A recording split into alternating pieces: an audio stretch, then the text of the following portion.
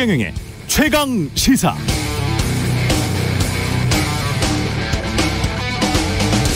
네, 우크라이나 전쟁이 계속되고 있습니다. 벌써 8개월째.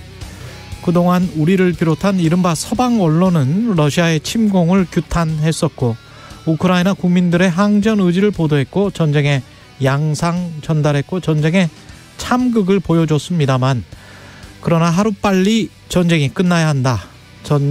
정전 협정이 이루어져야 한다. 다시 평화가 찾아와야 한다는 보도는 상대적으로 적었습니다. 전쟁을 계속하고 있는 우크라이나 국민들 입장에서 생각해 봤습니다.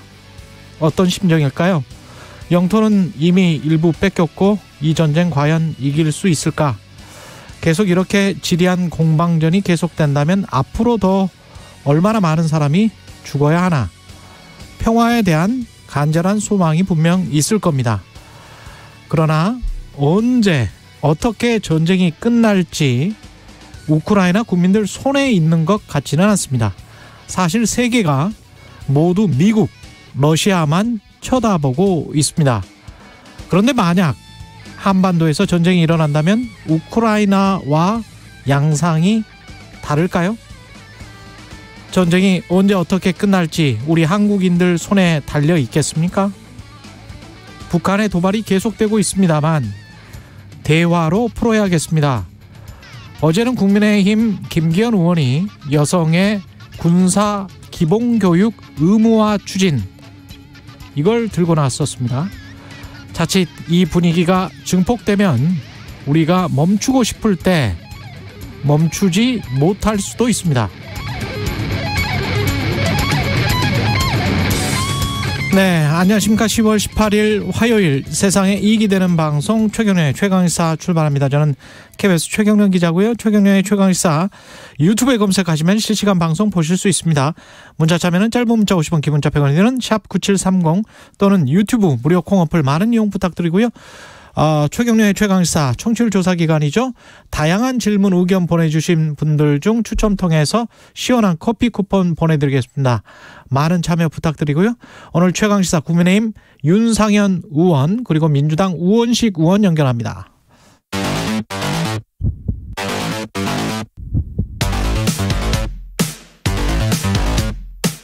오늘 아침 가장 뜨거운 뉴스 언박싱. 자, 뉴스 언박싱 시작하겠습니다. 민동기 기자, 김민하 평론가 나와 있습니다. 안녕하십니까? 안녕하십니까? 시원한 커피는 사실 지금 제가 필요한 것 같습니다. 어젯밤에 잠이 안 와서 새벽에 겨우 잠이 들어가니까. 너무 화가 나서 잠이 안 오신 건가요? 아니, 그게 아니고요. 갑자기 이렇게 잠이 안 올 때가 있어요. 가슴에서 불이 올라와가지고. 아니, 차가운 커피가. 전혀 그런 거는 아니고 그냥 생리적 생체적 현상인 것 같아요. 아유. 지금 눈이 벌겋습니다. 예, 그렇죠. 이게 이 아침 새벽 방송에 뭐랄까요, 최악의 고민거리 중에 하나입니다. 갑자기 잠이 안 올 때 대처할 수 있는 방법이 없네요. 그 생각 때문에 잠이 더 안 와요. 왜 내가 지금 잠을 자야 되는데 잠이 안 오지? 막 그쵸, 이러면서. 막 그런 거 있잖아요. 그렇습니다. 예, 일찍 잠자리에 들었는데 절대 잠이 안 오는 거예요. 그렇죠. 예. 그럴 때는 기분 전환을 위해서 잠시 일어났다가 예. 네, 좀 기분 전환을 하고 마음을 안정시키고 예, 침구를 정리하고 다시 잠이 드는 게, 제가 이제 심리학을 전공을 3년 정도 해서. 그래요? 침구를 정리하고. 네. 불면증에 알겠습니다. 대해서 조금 압니다. 다른 분들도 한번 시도해 보시기 바랍니다. 저도 한번 시도해 보겠습니다. 카카오 먹통의 후폭풍 계속되고 있습니다. 그러니까 주요 서비스들이 장애 4일 만인 어제 상당수 복구가 되긴 했는데요. 근데 개인 쇼핑몰 사업자 같은 경우에는 관련 채널이 완전히 복구가 되지 않아서 피해가 계속 이어지고 있습니다. 저만 하더라도 이 업무용 메일을 다음으로 쓰고 있는데요. 예. 아직 메일 로그인이 안 되고 있는 그런 상황입니다. 메일도 지금 아직 안 되고 있는 거죠? 그렇습니다. 예. 그리고 이제 쇼핑몰 운영자 등이 많이 사용하는 카카오 연결 비즈니스 채널도 완전한 복구가 이루어지지 않은 상황이고요. 급기야 어제 소상공인 연합회가 입장문을 냈거든요. 정확한 피해 규모를 확인하기 위한 카카오 피해 접수센터를 만들어 운영하겠다, 이렇게 입장을 내놓았고, 예. 특히 카카오톡 선물하기를 이용하는 자영업자들 타격이 매우 심각한 것으로 지금 나타났습니다. 이쪽에서 생일마다 이용하시는 분들 굉장히 많을 것 같습니다. 그렇습니다. 예. 왜냐하면 대부분 선물하기 서비스만 이분들은 이용을 하기 때문에 주문을 지금 받을 수가 없는 상황입니다. 그렇죠. 그래서 지금 어제 언론 보도를 보니까 카카오톡 선물하기 입점 업체만 8,000여 곳이 넘고요. 거래액이 지난해 기준으로 3조 3,180억 정도에 되거든요. 예. 근데 지금 아직까지 이게 지금 주문을 전혀 못 받고 있기 때문에 이분들 피해가 상당히 심각한 것으로 보입니다. 그러네요. 그러니까 이게 복구의 우선순위라든가 이런 게 있겠죠. 그런데 그 부분에서 소상공인들은 또 이제 후순위로 밀린 듯한 그런 느낌이 들고 그렇죠. 예를 들면 이렇게 똑같이 뭐 비즈니스 채널이라든지 이런 거를 이용하는 대형 업체들이 있을 텐데 이 업체들은 복구가 상대적으로 빨리 됐을 거거든요. 그러니까 이런 것들에 대해서도 이제 좀 의문이 남는 게 있습니다. 그리고 가장 먼저 복구한 거는 대다수의 이용자들이 체감할 수 있는 예를 들면 메시지 주고받기 기능부터 빨리 열어버린 건데 이런 게 또 보상이나 배상의 문제하고는 또 반대로 가는 듯한 그런 느낌도 있거든요. 그래서 그런 부분들을 카카오가 어떻게 현명하게 처리할지를 계속 지켜봐야 될 것 같은데 이런 식으로 이제 좀 힘없는 사람들이 다 손해를 떠안는 구조는 또 좀 불합리하지 않나. 체계적인 그렇죠. 배상 보상안을 제대로 만드는 것이 필요하다는 생각입니다. 그러니까 이게 카카오톡을 이렇게 카톡으로 대화를 하는 거는 조금 안 되면 그게 불편한 정도지 않습니까? 예. 근데 그걸로 이제 사업을 한다거나 장사를 하시는 분들 입장에서는 정말 직접적인 타격이 있기 때문에 뭔가 우선순위가 조금 잘못된 게 아닌가 이런 생각도 듭니다. 그러니까 카카오 입장에서는 이 이용자 숫자가 사실 경쟁력의 핵심이잖아요. 플랫폼 업체라는 게 그렇죠. 그렇죠. 예. 그런데 만약에 카카오톡이 작동을 잘 안 해서 난 이제부터 카카오톡을 이용하지 말아야겠다 그래서 경쟁사의 다른 메신저로 옮겨간다거나 하면 이게 향후에도 사실 경쟁력에 지대한 어떤 문제가 생기는 거 아니겠습니까? 뭐 전문 용어로는 멀티호밍이다라고 한다는데 그러기 시작하면은 사실 이 카카오의 이익에는 가장 중요한 게 가입자들의 이탈부터 붙잡는 것이기 때문에 그래서 사실 메시지 주고받는 것부터 빨리 복구한 것이 아닌가라는 생각도 들거든요. 그러니까 지금 민 기자님 말씀하신 대로 우선순위의 문제는 거기서 발생하는 거기 때문에 판단을 좀 달리할 필요가 있다는 생각입니다. 사실 독과점의 문제도 플랫폼 업체들의 독과점 문제도 이번에 수면 위로 떠올랐습니다. 그러니까 시민단체 같은 경우 특히 참여연대 같은 경우에는요. 독과점 지위에 있는 플랫폼 기업의 방만한 운영 그리고 정부의 관리 감독 미비 이게 이제 이번 사태가 결국 초래한 원인 가운데 하나다 이렇게 지적을 하고 있고요. 실제로 어제 윤석열 대통령이 그 도어 스태핑 이른바 약식 문답에서 기자들 질문에 카카오 독과점 문제에 대해서 국가가 제도적인 대응을 해야 한다 이런 취지의 입장을 밝히기도 했습니다. 그러니까 공정거래위원회가 지금 검토하고 있는 것으로 알고 있다 이렇게까지 언급을 했는데요. 그래서 일부 언론 같은 경우에는 대형 플랫폼 기업에 대한 정부의 직접 규제를 좀 시사한 발언 아니냐 이렇게 해석을 하고 있는데 한 가지 조금 고민이 드는 대목은 윤석열 대통령이 대선 당시부터 민간 중심의 이 규제 완화를 계속 강조를 해왔거든요. 그렇죠. 그래서 이게 좀 상충하는 것 아니냐라고 이제 기자들이 물었는데 대통령실 관계자가 이렇게 얘기를 했습니다. 그러니까 독과점으로 시장이 왜곡되거나 국민에게 불편을 초래하는 일이 벌어진다면 국가가 필요한 대응을 해야 한다는 원론적인 얘기다. 이렇게 얘기를 했습니다. 그러니까 일정 부분 좀 기조가 바뀌는 것은 아니다라는 쪽으로 일단 해석이 되는 그런 부분인데 하지만 만약에 이번 사태를 계기로 계속해서 여론이 좀 안 좋은 쪽으로 가게 되면은 아마 기조가 바뀔 수도 있다라는 전망도 조금씩 나오고 있습니다. 근데 이게 대통령이 출근길에 이렇게까지 얘기를 했으면 그러니까 독과점으로 시장이 왜곡되거나 할 때는 국가가 필요한 대응을 해야 된다라고 이 사안에 대해서 구체적으로 얘기를 했으면은 국민들 입장에서는 뭔가 지금 정부가 준비하는 게 있구나, 준비한 내용이 있구나, 뭔가 발표가 되겠구나 이렇게 기대를 갖게 되거든요. 근데 전 대통령이 말씀 굉장히 옳은 말씀이고 원론적으로는 그렇죠. 예. 굉장히 필요한 얘기고 지금 이런 방향으로 가는 게 맞다고 생각하지만 지금 대통령실도 그렇고 공정거래위도 그렇고 별도로 지금 상황에 대해서 대책을 마련했다거나 뭐 방향 전환을 한다거나 이런 분위기는 전혀 아닙니다. 그러면 디테일에 있어서는 그렇습니다. 예. 그럼 대통령의 발언은 이제 뭐가 되는 거냐 이런 문제가 남기 때문에 참모들과 정부가 대통령의 이런 방향에 대해서는 뒷받침하기 위해서 좀 더 노력을 해야 될 것 같고 구체적으로 말씀드리면 공정거래위가 지금 기자들이 물었을 거 아닙니까? 대통령이 공정거래위가 주무부처라고 하는데 뭘 준비하고 있습니까? 라고 물었을 거 아닙니까? 예. 공정거래위가 밝힌 게 지금 온라인 플랫폼 사업자의 시장 지배적 지위 남용 행위 심사 지침 제정 작업을 진행 중인데 지난 1월에 발표하고 진행을 하고 있는데 이걸 더 신속하게 하겠다라고 얘기를 했거든요. 근데 이게 무슨 얘기냐면은 이 온라인 플랫폼 사업자가 시장 지배적 지위 남용 행위를 한 걸 뭘 기준으로 판단할 거냐. 이 기준을 지금 만들고 있다는 건데 그렇죠. 지금까지의 논의는 그런데 이게 이 플랫폼 내에서의 어떤 행위나 이런 것들에 다소 초점이 맞춰진 느낌이 있습니다. 예를 들면은 카카오 모빌리티하고 택시 회사에 소속돼 있는 택시 기사들 간의 관계라든지 또는 이 플랫폼을 이용하는 소상공인들과의 플랫폼 업체와의 관계라든지 이런 거거든요. 근데 이런 게 지금 예를 들면 이 카카오 사태하고 직결되는 그런 부분은 아닌 것 같고 그러니까 독과점 일반에 대해서 이 갖고 있는 가이드라인을 강화하는 것 정도인데 이거를 이제 이번에 나오는 대책이라고 볼 수는 없는 것 같고 그렇죠. 그래서 좀 의문입니다 이게. 예. 그리고 두 가지 정도 짚어야 될 것 같은데 앞으로 이 특히 이제 핀테크 사업 하는 사람들이랄지 포털 이렇게 하는 사람들이 금융적으로 많이 진출한다고 해서 규제 혁신 이야기를 최근에 몇 년 동안 계속 해왔고 민주당 정부 있을 때도 지금도 마찬가지로 그 이야기를 해왔는데 금융과 관련해서는 사실은 속도가 굉장히 중요하거든요. 네. 효율적이고 편리한 거는 맞아요. 근데 이 속도를 왜 미국이나 뭐 일본은 말할 것도 없고요. 미국도 늦추고 있는 거거든요. 금융의 속도를. 우리가 트랜잭션하는 거래의 속도를 늦추는 이유가 인터넷 디지털로 완벽하게 그렇게 가면 너무나 쉬울 텐데 왜 중국처럼 그렇게 하지 않을까 거기에 관해서도 좀 고민을 해봤으면 좋을 것 같고 카카오가 지금까지 성장했던 그런 문어발이 아니고 거의 지네발식 그 경영 형태 있지 않습니까? 150개 정도 이 사실은 시총으로 봤을 때는 지금 한 30이 조금 뭐 20 몇 위 정도 되는 회사잖아요. 근데 삼성과 비교해서도 한 3배 정도의 계열사를 가지고 있는 거 아니에요. 네. 그러면 그거를 사실은 다 나눠줬다는 거잖아요. 누군가들에게 아주 쉽게 장사를 할 수 있도록 뻔한 경영 형태를 보이고 있는 건데 새롭게 재벌로 또는 인터넷 기업으로 부상한 사람들이 과거 재벌이 했던 행태와 똑같은 걸 더 심하게 하고 있는 것 아닌가. 그런 부분에서도 조금 좀 점검이 필요할 것 같습니다. 그 하나만 더 말씀드리면 예. 지금 이제 카카오 네이버 등의 이 IT 공룡들의 어떤 흔들리지 않는 지위를 또 지금 만들어주고 있는 게 사실 정부예요. 왜냐하면 지금 예를 들면 이 앱으로 국민비서 뭐 이런 것 서비스를 통해서 지금 온갖 고지서라든지 심지어 예비훈련 통지서까지 받고 있는 그런 실정이지 않습니까? 그렇죠. 그러니까 윤석열 대통령이 만약에 전쟁 났는데 카톡이 안 되면은 그때 어떻게 할 것이냐.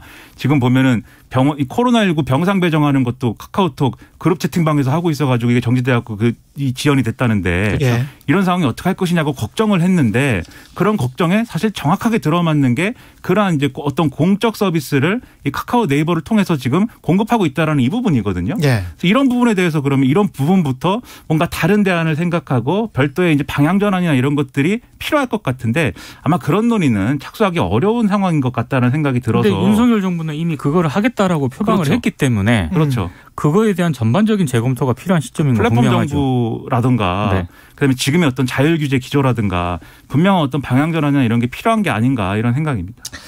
그것과 관련해서는 또 공공포털의 문제가 있고요. 그렇죠. 인터넷에서 정보의 평등이라는 측면도 있고 나중에 카카오 목통이 제대로 작동이 되면 키워드 검색어로 카카오 목통이 다음에 어느 정도로 뉴스 검색이나 이런 것들이 제대로 되는지 제가 다시 한번 살펴보고 예, 완전히 작동이 된다고 했었을 때 그때 얼마나 공정하게 이해상충하지 않는지 한번 지켜보도록 하겠습니다.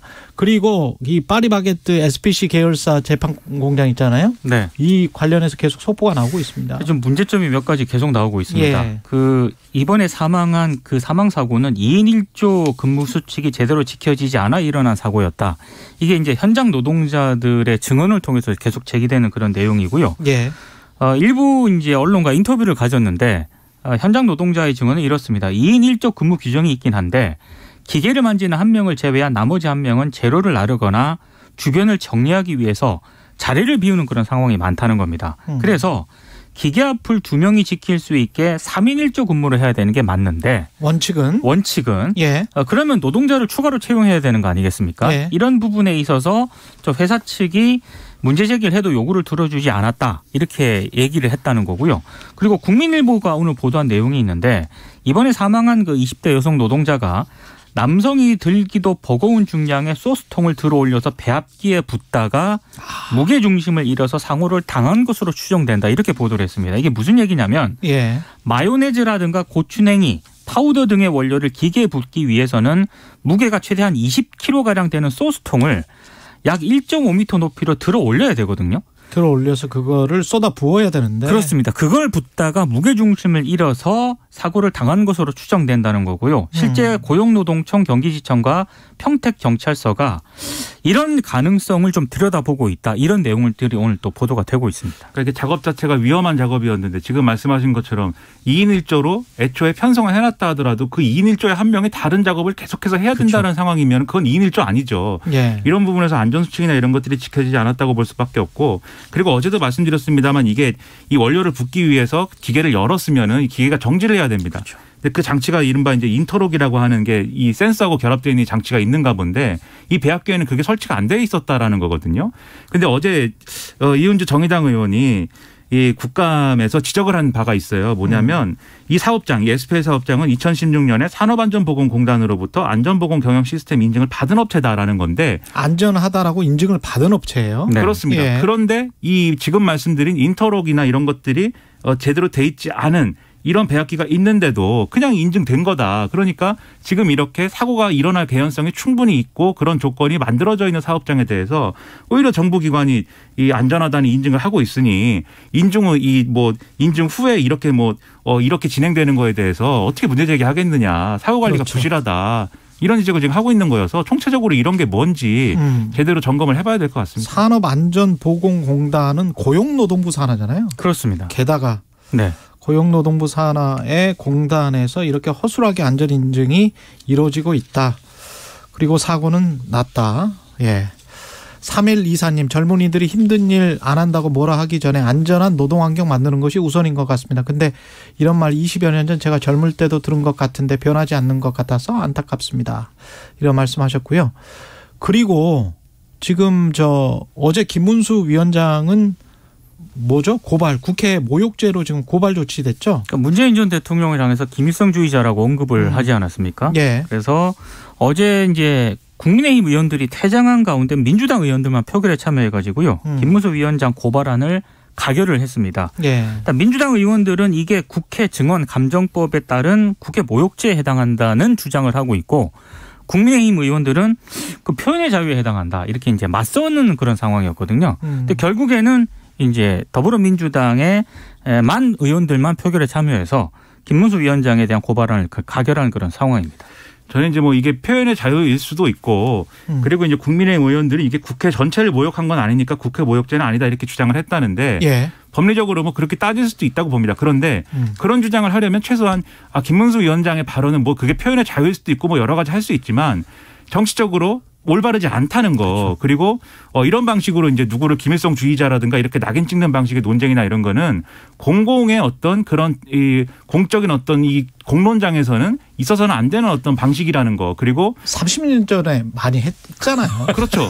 그리고 경사노위원장이라는 자리에 맞는 언행이냐. 그렇죠. 이런 부분들에 대해서 국민의힘이 좀 전향적인 입장을 갖고 와야 되거든요. 그래야 이게 잘못됐지만 최소한 법으로 이렇게 할 문제는 아닙니다. 이렇게 얘기하는 게 국민들이 보기에도 납득이 될 텐데 예. 지금 정진석 비대위원장 같은 경우에는 이렇게 생각하는 게 김문수 위원장뿐이겠느냐라면서 문재인 정권의 어떤 대북 정책이 잘못되지 않았냐 이렇게 막 또 공격을 해요. 근데 대북 정책을 잘못했으면 김일성 주의자가 되는 게 아니지 않습니까? 또 별개의 문제일 텐데 이런 것들을 보면 국민의힘에 대해서 유권자들이 어떻게 생각할까 제가 걱정이 많이 됩니다. 예, 여기까지 국민의힘 걱정을 하는 김민아 평론가였고요. 뉴스 언박싱 민동기 기자 김민아 평론가였습니다. 고맙습니다. 고맙습니다. KBS 1라디오 최경영의 최강시사 듣고 계신 지금 시각 7시 38분입니다. 내륙에 올가을 첫 한파주의보가 내려졌습니다. 현재 기온 서울이 5도, 대전 4도, 광주, 부산 8도 안팎으로 올가을 최저기온을 나타내고 있고요. 철원과 파주, 의성 등 일부 내륙은 영하권에 들어섰습니다. 한낮에도 서울이 14도 안팎으로 어제만큼 쌀쌀하겠고 대전, 광주 15도, 부산 19도, 강릉, 제주는 16도 안팎에 머물겠습니다.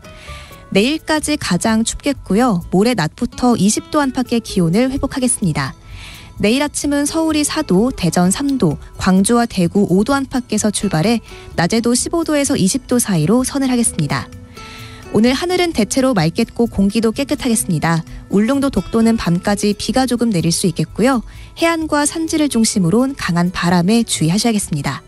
지금 서울의 기온은 5.1도입니다. 날씨 정보 박다효입니다. 이어서 이 시각 교통정보입니다. KBS 교통정보센터의 김한나 씨입니다. 네, 출근길 상황입니다. 지금 서울 시내에서는 강변북로 구리방면으로 행주대교에서 동작대교까지 몰림풀림 반복하고 있고요. 올림픽대로 공항 쪽으로는 광진교 남단 부근 1차로에 고장난 차량이 서 있어서 천호대교에서 올림픽대교 쪽으로 어렵습니다. 또 동부간선도로 성수분기점 방면 도봉 지하차도 중간부에서 성수분기점까지 속도 떨어집니다. 고속도로는 제2중부고속도로 이천 방면으로 산곡분기점에서 마장분기점까지 작업을 하고 있어서 산곡분기점 부근 7km 여파받고 있고요. 영동고속도로 강릉 쪽으로는 반월터널에서 부곡 나들목까지 또 용인에서 양지터널 부근 각각 6km씩 정체입니다. 이전에 동수원 부근과 또 용인 일대로 속도 떨어집니다. KBS 교통정보센터였습니다. 오늘 하루 이슈의 중심. 당신의 아침을 책임지는 직격 인터뷰.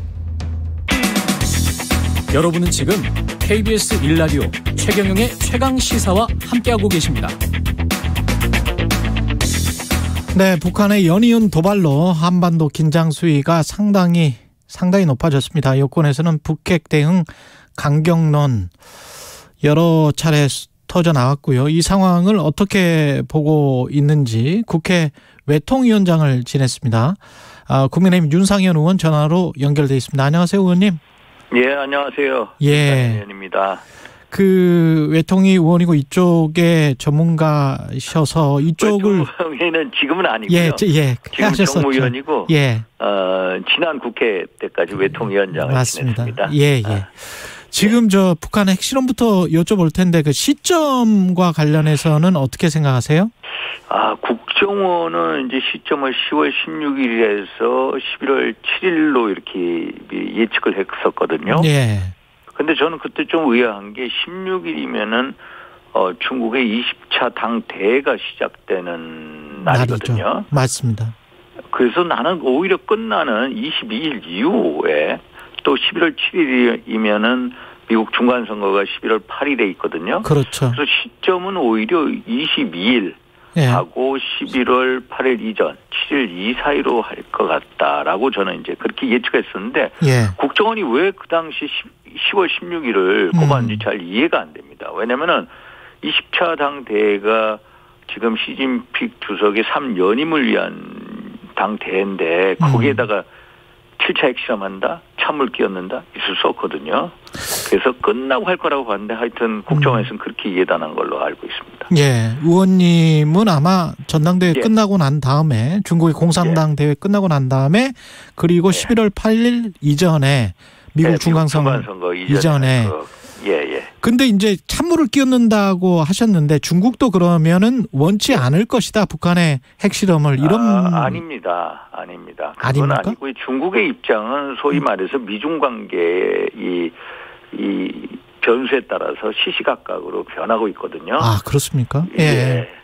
물론 전반적으로는 뭐 한반도의 안정을 기한다라는 그 대전제를 갖고 있습니다만은 현재 미중 간의 패권 경쟁이 여러 군데에서 뭐 반도체뿐만 아니라 우크라이나 여러 가지 문제, 인권 문제 등등, 대만 문제 등등으로 여러 변수가 많지 않습니까?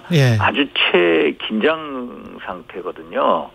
그래서 최근에 보면 유엔 안보리에서 북한 미사일 도발에 대해서 안보리 의장 성명을 채택하려고 했는데 중국과 러시아가 반대를 했습니다. 그건 무슨 말이냐? 북한, 중국, 러시아가 아주 촘촘히 연대해 있다는 말이거든요. 그래서 20차 전당대회가 끝난 다음에 7차 핵시험을 하더라도 크게 문제가 되지 않을 거다라고 봅니다. 말리는 척하는 것이다. 겉으로. 예, 그렇죠. 말리는 척하는 겁니다. 속으로는 유기적으로 공조를 하고 있다. 중국과 북한이. 예. 그런 뜻이군요. 그러면 이 상황에서 국내 대응을 지금 하고 있는데 집권여당에서 어떤 센 발언들이 나오고 있지 않습니까? 정진석 비대위원장의 발언도 상당히 수위가 높던데 이게 일단 저는 궁금한 게 이렇게 센 발언을 하면 북한에게 어떤 심리적인 위축 효과를 가져옵니까? 유효합니까? 아니요. 저는 그렇게 보지 않습니다. 유효하지 않습니까? 예. 그런 발언 자체보다 더 중요한 것은 물론 단호한 대처 필요하죠. 단호한 대처는 말로 그렇게 하는 게 아니라 행동으로 보여주는 겁니다. 북한의 도발에 대해서 우리의 실질적 대응을 뒷받침하는 게 있어야 되거든요. 예. 그걸 보여야지 말로 하는 거는 좀 그건 아니다. 오히려 그렇게 말 안 하는 가운데 우리가 뭔가 실질적인 대책을 딱 강구하면 그게 훨씬 더 북측에 신선하게 충격적으로 들릴 수가 있을 것 같다라는 게 저희 판단입니다. 오히려 감정적으로 긴장 관계만 악화시킬 수 있다. 그런 염려가 된다. 그런 말씀이시네요. 예. 특히 이제 이 말 있지 않습니까? 어제 정진석 비대위원장이 김정은이 만에 하나 한반도에서 전술핵을 사용했을 때 괌과 오키나와에 대한 북한의 핵 공격을 무릅쓰고 과연 미국이 핵무기로 북한에 반격할 수 있겠나? 이거에 대한 우려는 다 가지고 있습니다. 예전부터 우리가 가지고 있는데 특히 지금은 북핵이나 미사일 수준이 지난번에 한번 보십시오. 북한의 ICBM 발사 실험하면 14,000km까지 날아가거든요. 네. 어디까지 가냐면 이 마이애미까지 칠 정도가 됐습니다. 또 북한이 SLBM 그 수중에서 발사하는 미사일을 쏘면 그게 한 2,000km 이상 날아가거든요. 그러면은 태평양상에서 가서 이 LA를 때릴 수가 있거든요. 그런 정도로 핵 미사일 위협이 고도화가 됐습니다. 그래서 이 발언은 저도 어느 정도 공감을 합니다. 그런 우려가 있는 게 사실입니다. 정말로 어떤 핵 도발을 했을 때 이 미국이 자기네들 LA가 공격당할 위험을 무릅쓰고 우리를 지원해 주겠느냐 이런 우려가 있는 게 사실이고요. 일본도 마찬가지 아니겠습니까? 이게 핵 우산에 대한 실효성에 대한 우려거든요. 그래서 이런 우려를 최소화하기 위해서 북한에 대해서 실질적 억지로 확보하는 게 중요하다. 그래서 아마 정진석 비대위원장도 이런 어떤 이 발언을 통해서 전술핵 배치든 또 미국 핵 전략 자세의 상시적인 배치든 이런 식을 원하지 않나. 이런 생각을 해봅니다. 상시 배치를 한다고 하더라도 지금 말씀하시는 거 들어보면 가령 이제 나토에도 유럽에도 핵무기가 있긴 있잖아요. 그리고 지금 유럽에도 우리가 일단은 그 전술 핵무기라고 해가지고 예를 들어서 독일이나 벨기에나 이태리 이제 터키 등의 한 200여 개의 그 B-61이라는 전술 핵무기를 배치해 놓고 있습니다. 근데 제가 이제 우크라이나전 양상과 비교해 봤을 때 푸틴이 미치광이 전략으로 핵무기를 쓴다고 하고 그랬을 때 핵무기를 만약에 쓰면 거기에 대응해서 나토 연합군이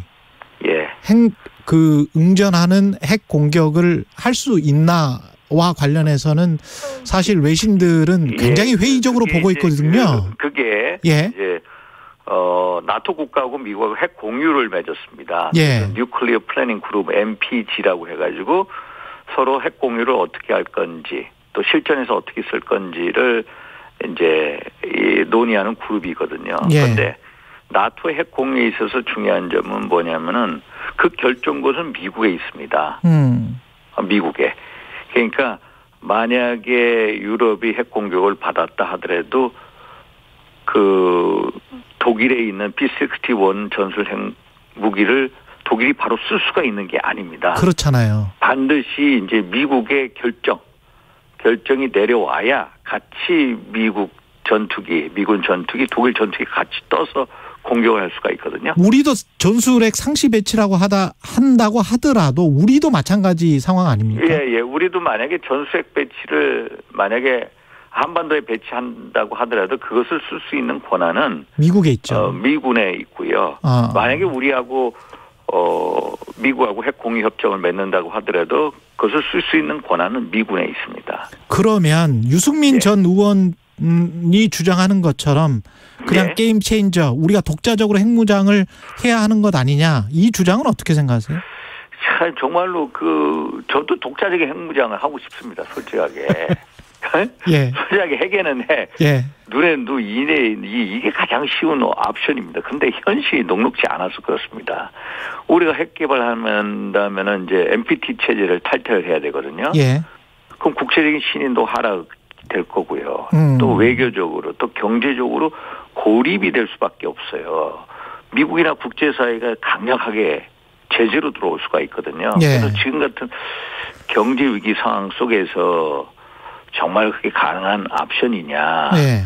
이런 게 한미 간의 긴밀한 협의를 통해서 돼야 되는데 예. 미국이 절대로 핵무장은 용인하지 않는다. 그래서 NPT 체제에 있으면서 다른 우리가 뭐 전술핵 배치를 한다든지 또 한반도 여기에다가 전술핵 배치를 한 다음에 유사시 일시를 배치한다든지 뭐 또 핵 전략 자산을 또 한반도 주변에 상처 배치하다 이런 이제 다양한 선택지 얘기가 나오는 겁니다. 근데 이제 우리가 58년부터 91년까지 사실은 전술핵을 가지고 있었잖아요. 주한미군이. 가지고 있었습니다. 예. 그러면 그때 상황에서도 북한은 도발을 했었단 말이죠. 우리가 알고 있는 뭐 판문점 도끼 만행 사건이랄지 김신조 예, 일당이 청와대를 습격했던 거랄지 물론 그때는 우리가 약간 국방력이 뭐 북한보다 약해서 그랬을 수도 있습니다만 예. 그럼에도 불구하고 전술핵을 둘 다 가지고 있는 상황에서 전술핵을 오히려 못 쓰고 국지전이나 재래전의 위험은 증가한다라는 국제 이론도 있는 거 아시잖아요.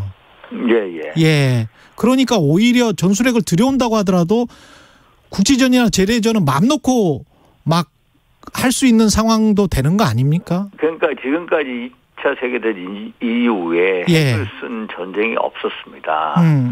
그러니까 핵이라는 건 결국 공포의 균형, 밸런스 오브 테러를 맞추기 위한 이런 심리적인 무기고요. 예. 그래서 지금까지 이제 재래식 어떤 도발 또 그거에 대한 대응 이것만 있어 왔거든요. 예. 그런데 지금 말씀하셨다시피 만약에 한반도에 전술핵을 배치를 한다. 이게 미국 정부가 정말로 그럴 거냐. 저는 다소 회의적입니다. 아, 그것도 회의적이다. 예. 왜냐하면은요, 일단 전술핵 배치를 한다?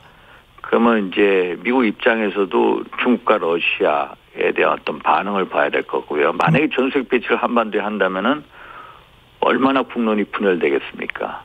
그렇죠? 예. 또 이 군사적인 실효성 문제를 들고 반대하는 사람들도 많습니다. 예. 이게 B-61 전술 핵폭탄이라는 게 공대지 미사일로 쏘는 거거든요. 그러면 우리 이 군산이나 뭐 오산공 날아가겠죠. 갖다 놨다. 예. 그래도 만약에 북한이 먼저 개전을 한다면은 바로 3분에서 5분 만에 이제 저쪽에 공격이 올 텐데 예. 우리가 계속해서 전투기에 싣고 그것을 공중에 떠 있는 게 아닐 텐데. 그렇죠. 그렇죠. 그래서 군사적 실효성 면에 있어서도 그게 아니다라고 하는 분들도 많습니다. 그래서 제가 보기에는 미국 조야에서도 전술핵 무기 배치를 주장하는 분들이 많습니다. 헤리티지 재단의 에드윈 풀러 예. 박사 또 뭐 존 스캐퍼티 그 예전 주한미군 사령관. 알겠습니다. 그 의원님 있는데 1분밖에 안 남아서 이거를 하려면 제 생각에는 아마도 만약에 한다면 괌까지 정도는 가져올 수 있지 않겠나 이런 괌까지 정도. 예, 1분밖에 안 남아서 꼭 당내 혈안 관련해서 사실은 의원님도 당대표 지금 후보 중에 한 분이시기 때문에 뭐 저는 그런 얘기를 없는데. 이거 언론에서 자꾸 그렇게 이야기하잖아요. 예. 이게 지금 뭐 당무검 감사를 한다, 위원장 교체한다, 뭐 이런 이야기 계속 하고 있는데 이 관련해서 어떻게 생각하세요? 이거는요 좀 비대위 체제잖아요. 과도적 체제면은 한마디로 전당대회 준비는 열심히 해야 되거든요. 전당대회 준비나 열심히 해라. 지난 대선 치를 때나 지방선거 치를 때도 당협위원장 정비가 안 됐습니다. 그 속에서도 선거를 치렀는데 지금 굳이 3, 4개월짜리 단기 체제가 정비를 한다? 이건 난센스입니다. 난센스. 예, 국민의힘 윤상현 의원이었습니다. 고맙습니다. 감사합니다.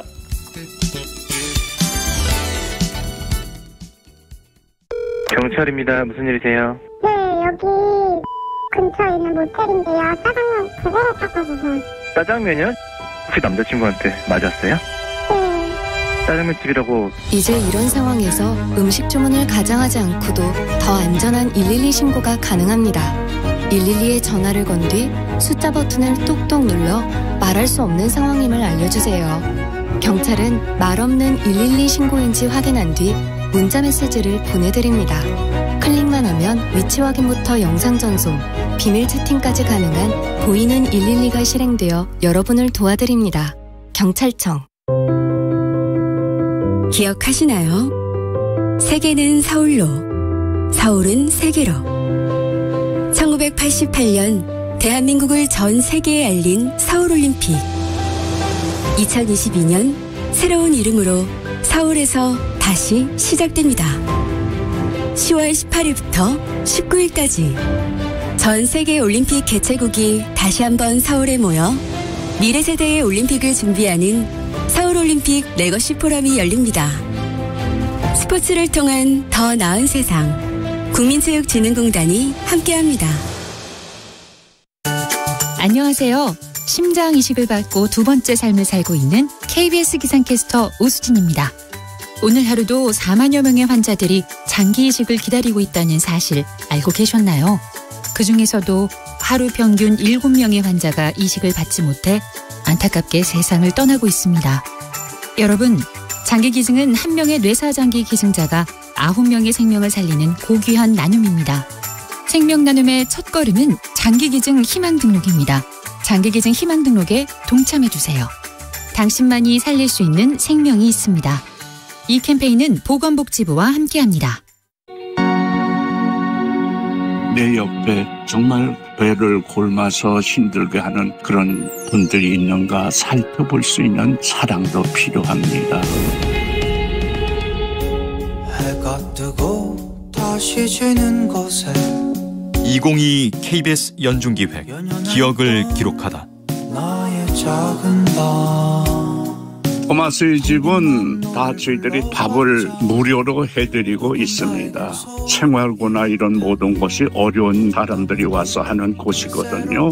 후원금만으로만 우리가 살고 있기 때문에 그동안에 몇 번 전세를 옮겼어요. 그래서 몇 번 움직이면서 쫓겨나기도 하고 주변에서도 많은 반대도 하신 분들이 있고 그래서 어려움 속에서 지방 어느 곳이든지 봉사하시는 많은 봉사자들에게도 정말 감사드리고 이러한 토마스의 집이 더 많은 사람들한테 위로와 힘이 되었으면 하는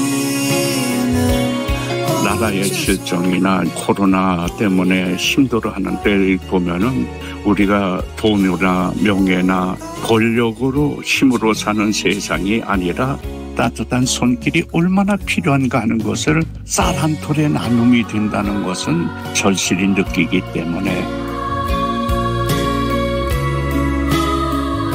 토마스의 집 김종국 신부는 기억합니다. 500여 명이 하루 한 끼를 먹으려면 쌀 한 가마니가 필요합니다. 오늘이 혹시 무료 급식 마지막 날이 아닐까 걱정할 때도 있었습니다. 하지만 30년 동안 쌀이 떨어지지 않는 기적은 매일 일어났고 끼니를 걱정하는 사람들이 있는 한 반드시 돕는 손길도 있다는 걸 믿고 있습니다. 당신과 대한민국의 기억, KBS가 기록합니다.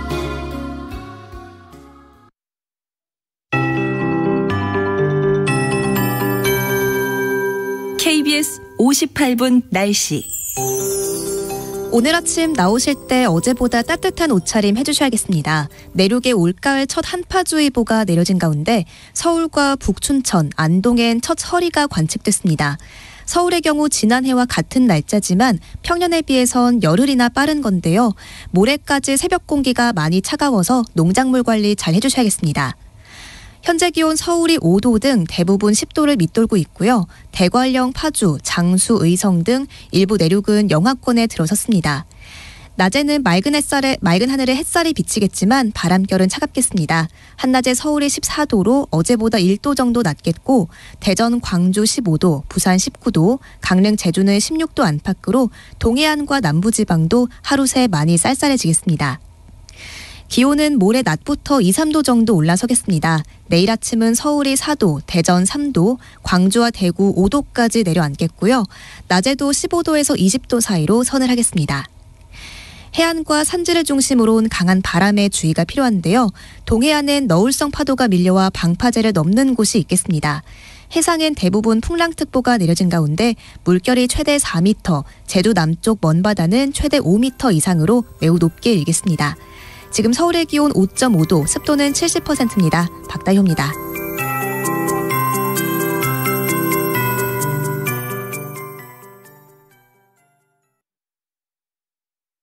정성을 다하는 국민의 방송 KBS가 8시를 알려드립니다.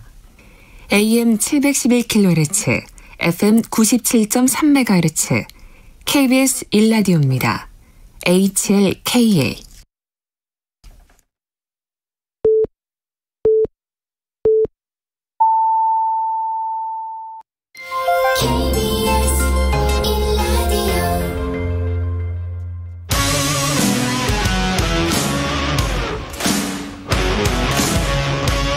오늘 하루 이슈의 중심 최경영의 최강시사.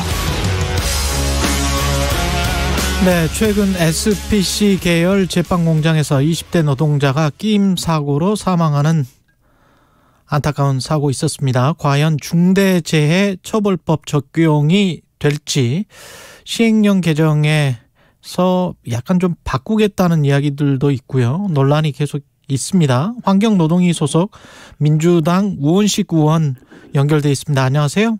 네, 안녕하세요. 우원식입니다. 예, 20대 노동자의 끼임 사고였는데 제빵 공장에서 이게 지금 안전 경영 인증도 다 받은 그런 업체, 고용노동부 산하의 산업안전공단으로부터 이런 네네. 업체에서 근데 이 벌어진 일들을 보니까 허술하기 짝이었군요. 이거는. 네, 그렇습니다. 한국산업안전공단에서 안전경영인증을 받은 사업장이고요. 네. 또 올해 5월 초에 이 공단에서 점검을 나갔던 것으로 확인됐는데 네. 이런 일이 벌어진 거죠. 사고 현장을 보니까 사고 피해자께서 희생당한 이 소스 배합 기계인데요. 예. 여기 위험한 회전날이 있습니다. 이게 돌아가는데 지금까지 확인된 것으로는 산업안전보건상 설치되어야 되는 예. 인터락이라는 게 있어요. 이게 덮개를 덮으면 자동으로 멈추는 거죠. 예. 그러니까 덮개를 열면 그렇죠. 그러니까 안전하게 할 수 있는 건데 예. 이 시설이 설치가 안 돼 있어요. 그런데 몇 시간 만에 설치된 것으로 보니까 일은 이제 일을 조금이라도 빨리 하려고 인터락을 일부러 떼놓은 거 아닌가 그렇게 보여지더라고요. 그렇군요. 이게 산업안전공단이 네. 5월 2일자 안전 경영 인증 연장 심사를 나가서 그때 좀 제대로 봤으면 이런 일이 없었을 것으로 보여집니다. 그래서 이건 사전에 예방할 수 있었던 일이죠.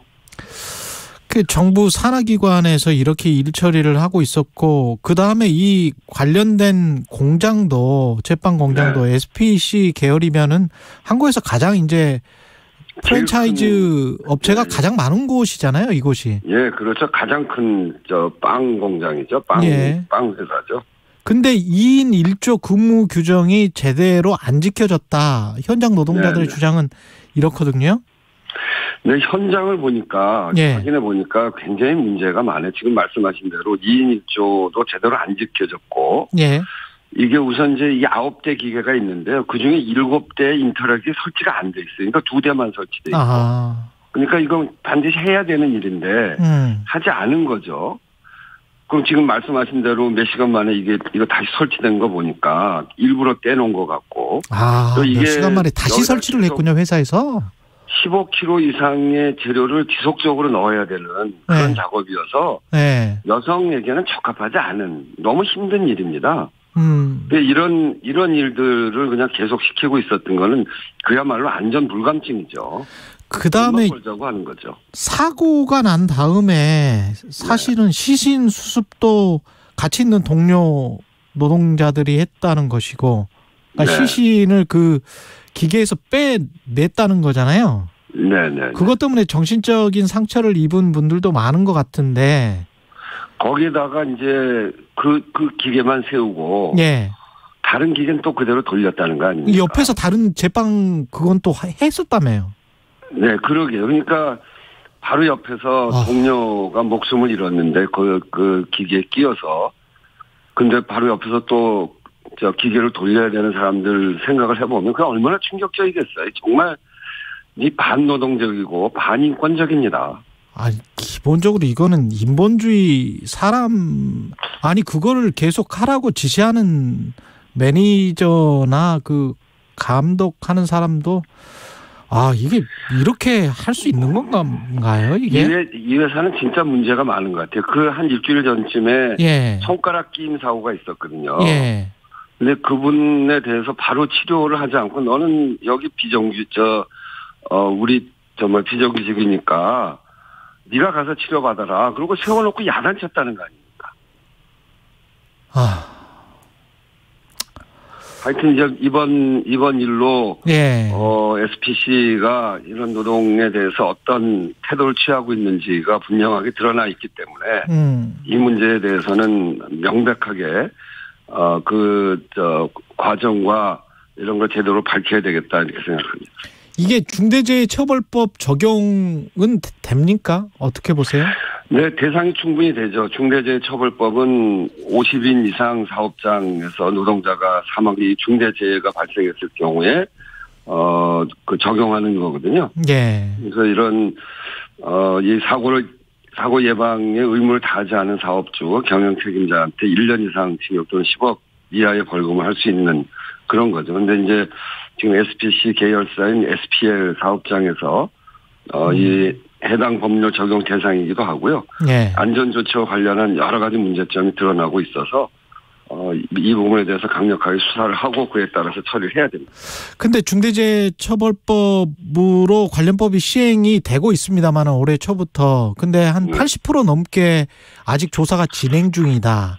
이게 제대로 책임을 묻기 어려운 어떤 상황이 아닌가. 실제 현장에서는 어떻게 보십니까?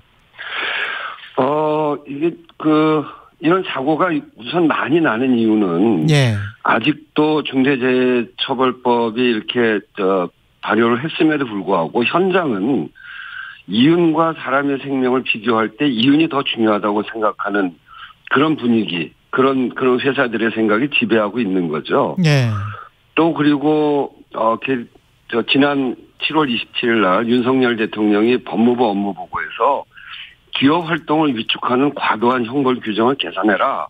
이렇게 얘기하면서 중대재해처벌법에 대해서 기재부에서도 문제 제기하고 있고 또 각 행정기관에서 자꾸 눈치 보는 이런 배경이 만들어지고 있습니다. 그리고 기업들도 대통령이 이렇게 말하는데 설마 처벌되겠어 하는 그런 생각이 여전히 만들어지고 있다고 봅니다. 이런 것들이 조사도 제대로 안 되고 또 현장에서 이런 산업재해, 중대재해를 방지하기 위한 노력 이런 것들이 훨씬 느슨하게 그렇게 진행되고 있는 것으로 보여집니다.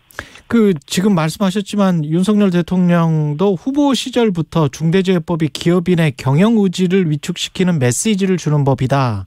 김문수 경산호위 위원장도 현행 이 중대재해법에 관해서 상당히 비판적인 입장이거든요.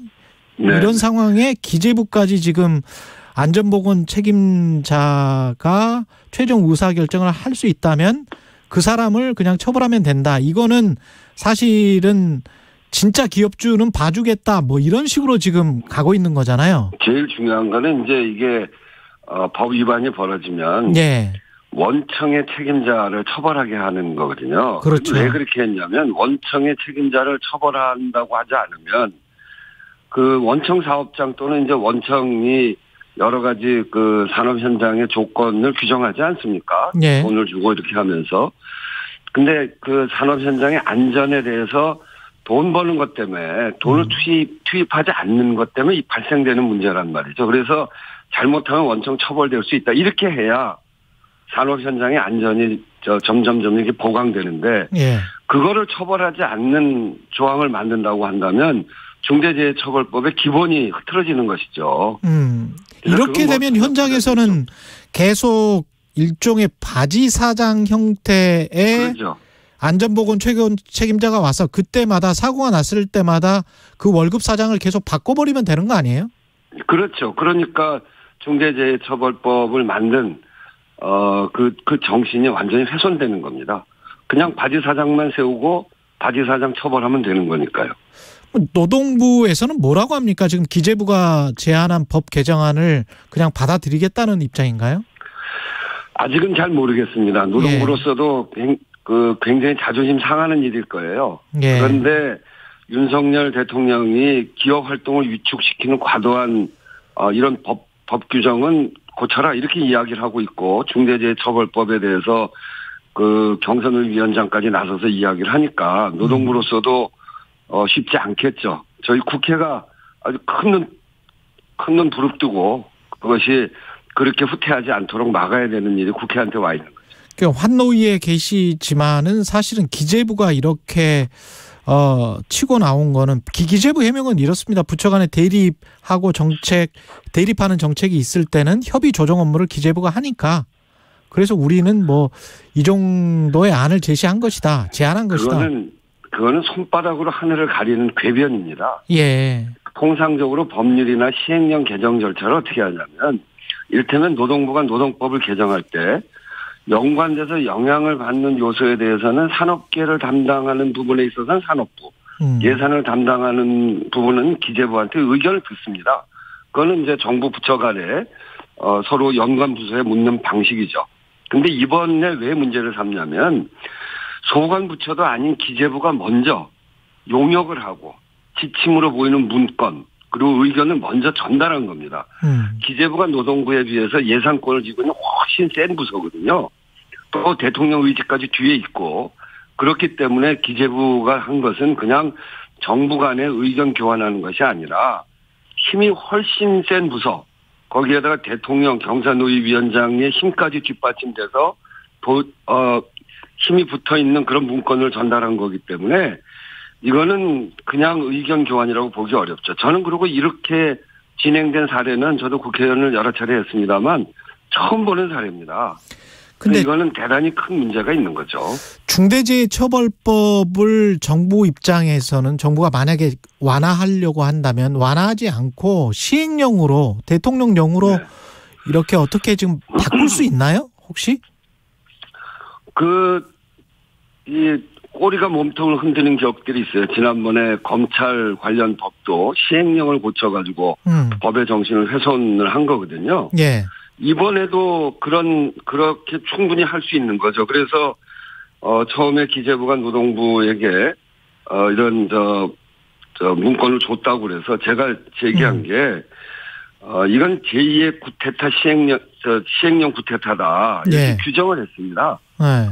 근데 요번에 노동부로부터 기재부 문건 그 원본을 받은 건 아니고 거기에 기재부로부터 받은 그 문건에 대한 해석 이것을 한 문건을 제가 받았는데 이런 내용들이 있어요.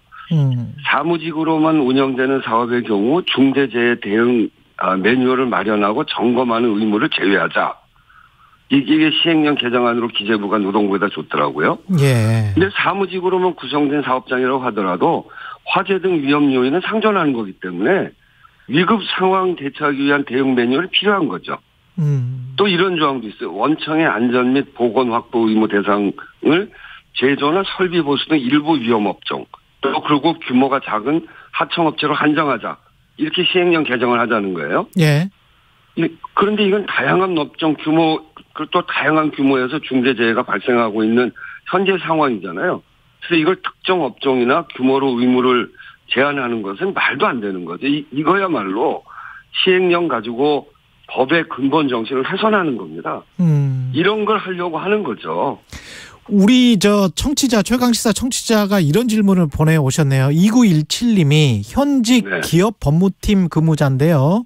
네. 중대재해법의 필요성에는 공감하지만 실무에서는 조항의 불명확성과 모호성으로 인해서 준수 자체가 힘든 면이 있습니다.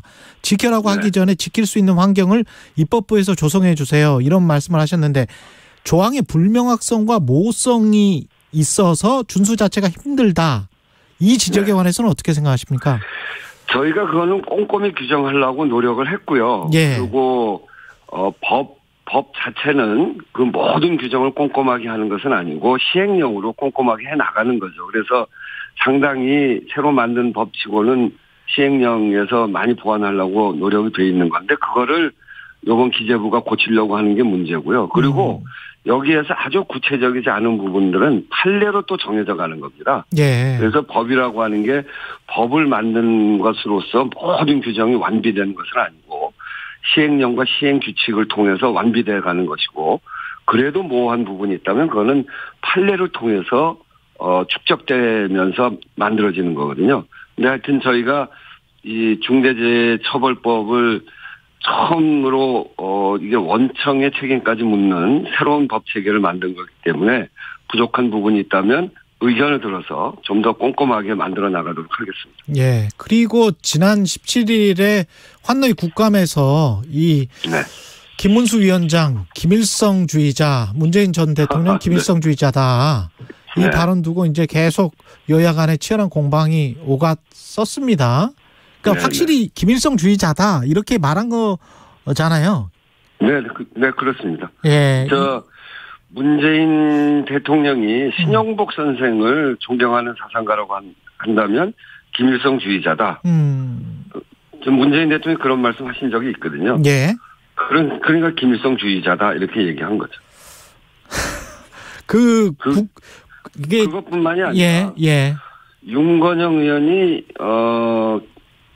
그 말과 행동으로 수령님께 충성하고 있다는 생각을 얘기했는데 그걸 물어보니까 그런 점도 있다. 그런 점도 있는 측면이 있다. 이렇게 이야기를 했고요. 물론 사과는 했습니다만 바로 이걸 또 번복하는 그런 투의 진술을 또 했기 때문에 그리고 민주당에 대해서 더불어남로당이다. 이렇게 한 발언에 대해서 다 그렇다는 것이 아니라 일부가 그렇다. 이렇게 답변을 했죠. 그래서 국회를 구성하고 있는 민주당 그리고 국정감사를 하고 있는 국회의원에 대해서 이런 식의 국정감사 본인을 감사하고 있는 위원에 대해서 수령님께 충성한다거나 그 구성원들을 더불어남로당이다 이렇게 얘기하는 걸로 봐서 이건 명백한 국회 모욕의 죄다. 저희들은 그렇게 생각하고요. 그런 점에서 고발을 한 거죠. 근데 가령 오바마 전 대통령에 관해서 공산주의자다. 무슨 나치다. 이런 이야기를 했었거든요. 미국의 극우주의자들이, 트럼프 지지자들이. 근데 이제 그게 그냥 뭐랄까요?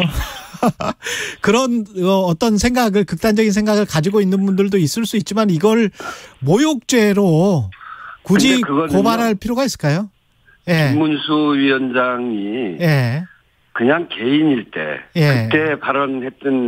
그때도 발언했던 내용 아닙니까? 그때는 고발 안 했습니다. 그거는 개인이기 때문에. 근데 문제는 지금 이분이 경사노위 위원장입니다. 경사노위는 경제사회에 그리고 노동과 관련한 우리 사회에 많은 갈등이 있는데 이 갈등을 사회적 대화로 풀어나가야 될 공인입니다. 공인이 국회에서 그렇게 이야기하는 거는 안 되는 일이죠. 발언은 자유스럽게 할 수 있습니다. 그런데 국회에서의 발언은 그 발언에 대한 책임을 져야 되는 거거든요. 그런 점에서 그 책임 차원에서 그 책임을 물은 것이고요. 특히나 경선노인 앞에서 얘기했던 대로 사회적 대화를 끌어나가야 되는 그리고 갈등을 조정해야 되는 직인데 사회적 대화를 사회적 대화로 끌어가는 이 갈등을 조장하는 사람으로서는 너무나 부족한 발언이고 옳지 않은 발언입니다. 그런 점에서 국회가 문제 제기를 한 거죠. 관련해서 그러면 임명한 윤석열 대통령이 사과를 해라라고 요구를 하실 수도 있지 않습니까? 저희가 지금 그런 얘기를 하고 있습니다. 그러니까 뭐냐면 김문수 위원장은 과거부터 이 혐오 발언으로 크게 논란이 됐거든요. 제가 구체적으로 얘기를 하지 않겠습니다만 여성 비하 발언도 도가 넘쳤고요. 그리고 세월호 비하 발언 또 최근에 이 경산의 특히 노동 문제를 다뤄야 될 사람 그런 직위에 있는 분인데 하이트 진로 화물 노동자 파업에 관련해서 노동자들이 사기업을 국유화하려고 있다. 그들이 공산주의자다. 이렇게까지 얘기한 사람입니다. 그리고 노란봉투법에 대해서 그 파업하는 사람들의 삶을 옥죄일 수 있는 아주 제일 힘들어하는 거기 때문에 꼭 해야 된다. 이런 식으로 얘기한 그런 사람이고 특히 이 혐오 발언은 유럽의 프랑스, 영국, 독일, 캐나다 이런 선진국들에서는 범죄입니다. 그 인권을 중시하겠다는 윤석열 정부의 노사정 사회적 대화 책임자가 혐오 발언을 일삼는 인사라고 한다면 국제사회가 대한민국을 어떻게 보겠습니까? 그들의 입장에서 보면 혐오 발언 범죄 혐의자를 경선을 위원장에 임명했다고 비웃지 않겠습니까? 그리고 이 경선의는 앞에서 말했듯이 사회적 대화를 이끌어가는데 막말 극우 유튜버를 위원장으로 앉혀서야 되겠습니까? 이제 그런 점에서 보면 경선의 위원장으로서 김문수 위원장은 사퇴하는 것이 옳고요. 네. 이 경선의 위원장 그런 일을 할 수 있는 사람을 세워야죠. 그런데 이 김문수 위원장을 경선의 위원장으로 자리에 앉히고 이렇게 막말을 국회에서 하고 있음에도 불구하고 노동 현장을 제일 잘하는 사람이라고 대통령께서 칭찬까지 하는 걸 보니까 정말 이해하기 어렵고 저는 인사 참사에 책임을 지고 국민에게 사과해야 된다 이렇게 생각합니다. 여기까지 듣겠습니다. 민주당 우원식 의원이었습니다. 고맙습니다. 네, 감사합니다. 공정, 공익, 그리고 균형. 한 발짝 더 들어간다. 세상에 이익이 되는 방송. 최경영의 최강시사.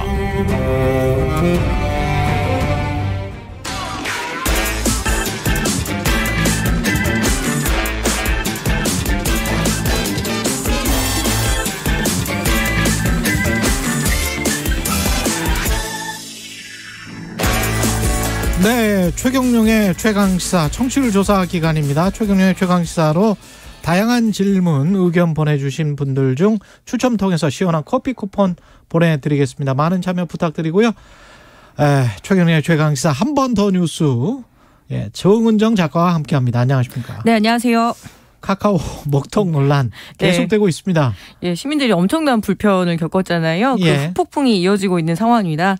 토요일에 오후 한 3시 30분경 SK CNC의 경남 성남 판교 데이터 센터에서 화재가 났고 이게 거의 19시간이라고 하는데 체감상으로는 거의 이틀 정도의 그 서비스가 멈췄다고 볼 수가 있는데요.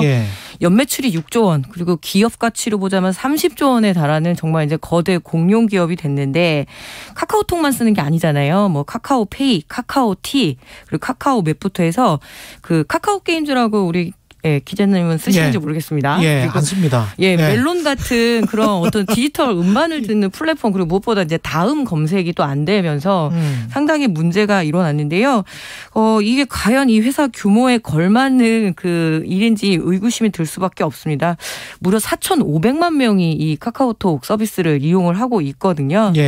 2010년 서비스 시작 이후에 그 사업 영역이 메신저부터 금융, 소비 생활까지 하다못해 이렇게 간편하게 선물 이렇게 기프티콘 나눌 때도 이 카카오라는 플랫폼을 쓸 수밖에 없거든요.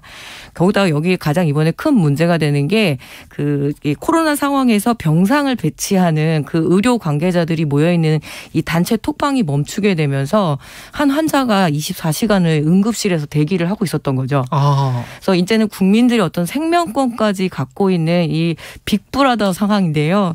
이 대응에 대해서 좀 고민을 좀 해봐야 될 것 같습니다. 빅브라더가 과거에는 정부에 관해서 우려를 했었는데 지금은 이제 플랫폼 업체를 우려해야 되는 그런 상황이네요. 주말 동안에 특히 이제 주말 장사에 매달리는 자영업자들 피해가 굉장히 컸는데요. 그렇죠. 카카오페이 결제라던가, 그리고 하다못해 아이스크림 하나 사 먹으려고 이 기프티콘 들고 갔는데 결제가 안 된다거나, 그리고 택시 영업이 한 60% 정도의 굉장히 피해가 있었다고 하더라고요. 그래서 이런 상황에서 우리가 좀 깨달아야 될 게 있겠죠. 너무 밀접하게, 그리고 초연결 사회가 한번 이렇게 그 스텝이 꼬이게 되면 전반적인 어떤 생활까지도 엉키게 된다는 걸 이번에 깨닫게 돼서 디지털 다양성도 생물 다양성만큼이나 중요하구나. 이번에 반성하지 않으면 또 어떤 일이 벌어질지 모르죠. 그러니까 디지털과 아날로그의 공존에 관해서 사실은 유럽과 미국이 전혀 다른 입장이거든요. 그래서 계속 그것과 관련해서 논란이 있었습니다. 아시는 분은 다 아시겠지만 인터넷이 점화되면서부터 90년대 말부터 2000년대 초반 지금까지도 계속 연결이 되고 있는 논란인데요. 이게 초연결 사회가 혜택도 많이 주지만 지금 나타난 것처럼 부작용도 굉장히 크거든요. 그러니까 저의 일구수 일투족을 다 볼 수 있다라는 것도 문제지만 그래도 가끔가다 그게 사회 안전망의 역할들을 분명히 했거든요. 그렇습니다. 하지만 이 초연결 사회에서 한번 이렇게 일이 벌어지게 되면 아까 말씀드렸다시피 그런 생명권의 위험까지도 오고 게다가 어제하고 그제 이 과기정통부에서 카카오 이 국민 안전 문자 서비스로 복구가 되고 있다 이러면서 어떤 일종의 사기업의 문자 메시지를 대신해줬거든요. 그건 국민의 어떤 공적 서비스인데 그래서 그만큼 사실 국민들이 의존을 하는 이 단일 디지털 플랫폼에 대한 고민들 공정위에서도 이번에는 발벗고 나서겠다라고 했고 웬일로 여야도 합쳐서 이번 이 디지털 독점 문제 한번 들여다보겠다고 하니까 말뿐일지 정말 이렇게 실행까지 옮겨질지 지켜봐야 될 것 같습니다. 디지털 다양성, 생물 다양성만큼이나 중요하다. 네. 이 지금 그 말씀이 가장 키워드인 것 같아요. 인류가 멸종하지 않으려면 지금 다양한 그 종자들을 모아놓는데요. 생물 다양성만큼 우리 디지털망 다양성 이번에 반드시 짚고 넘어가야 될 것 같습니다. 경영학계에서도 디지털로 초고속 사회로 가면 갈수록 아날로그가 한 30% 정도 늘 있다. 네. 그리고 그게 시장을 지켜주는 어떤 메커니즘이다. 이렇게 이야기를 하거든요. 그리고 그럴 수밖에 없어요. 인간이. LP판을 다시 듣는 이유가 있습니다. 인간이라는 게. 라디오라는 매체가 여전히 힘이 있지 않습니까? 그렇죠. BTS 이야기 할까요? 지난 주말 부산이 거의 보라색 물결로 넘쳐났지요. 2030 세계 박람회 유치 지원을 위해서 BTS 부산 콘서트 정말 아주 성황리에 마쳤는데요. 외국인 팬들부터 국내 팬들까지 그리고 콘서트장 입장을 못하면 바깥에서라도 이제 응원을 했었는데 여전히 이 군입대 문제가 국가적인 관심이 아니라 거의 세계적 관심사였습니다. 네, BTS의 맏형이라고 부르는 그러니까 멤버 진인데요. 본명이 김석진 씨거든요. 1992년생입니다. 그러니까 만 30을 넘어서면서 그랬군요. 이제 그 기로에 선 거죠. 가느냐 안 가느냐. 근데 가기로 결정했다라고 어제 밝혔는데요. 다른 멤버들도 각자의 계획에 따라 순차적으로 병역을 이행할 예정이라고 밝혔습니다.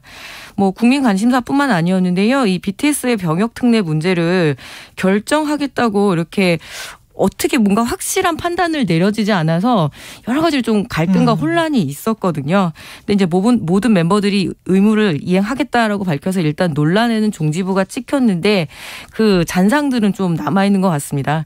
특히 저출산 때문에 병역 자원이 굉장히 급감했거든요. 그렇죠. 그래서 병역 판정을 받으면 거의 94.1%가 병역 판정을 받게 돼 있습니다.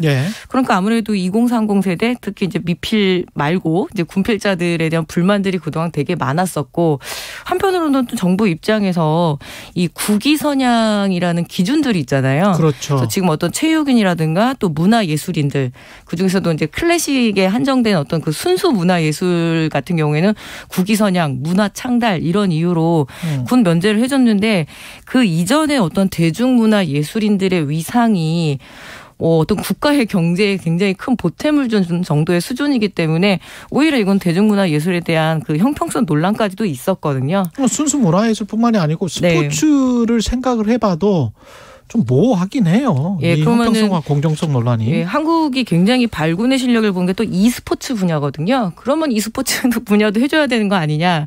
이런 이야기들까지도 쏟아지고 있고요. 그리고 아무래도 이제 중요한 거는 그동안에 이 논란을 부추긴 게 정치권이었던 면이 더 컸다는 거죠. 제가 생각해도 그렇고 많은 팬들도 아마 입대를 하지 않겠느냐라고 예상을 했었습니다.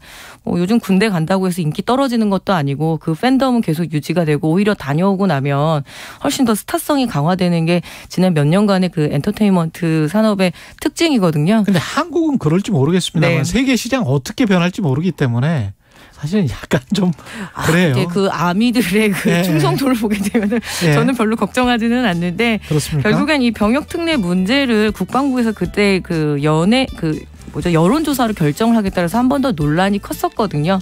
그리고 여론 눈치 보기 그리고 자기 어떤 정치의 이해관계에 따라서 여야의 정치인들이 한마디씩 보태는 바람에 오히려 건전한 토론으로 이어지지 못하고 논란으로 남았고 그 종결은 BTS가 해낸 그런 양상입니다. 주체적으로 결정한 BTS답습니다.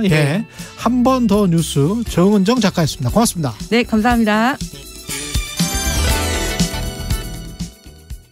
잠시 후 8시 반부터 일부 지역국에서는 해당 지역 방송을 보내드립니다. 가을엔 편지를 하겠어요.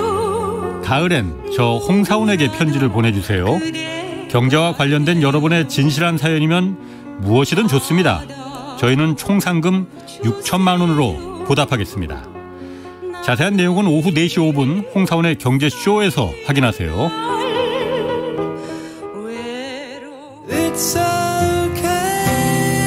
진행은 서툴지만 내용은 알찹니다.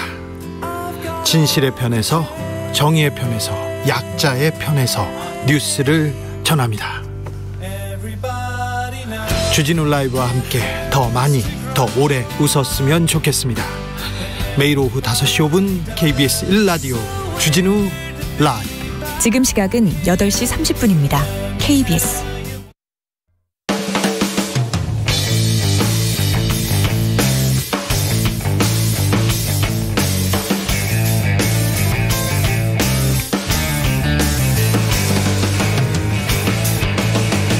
최경영의 최강 시사.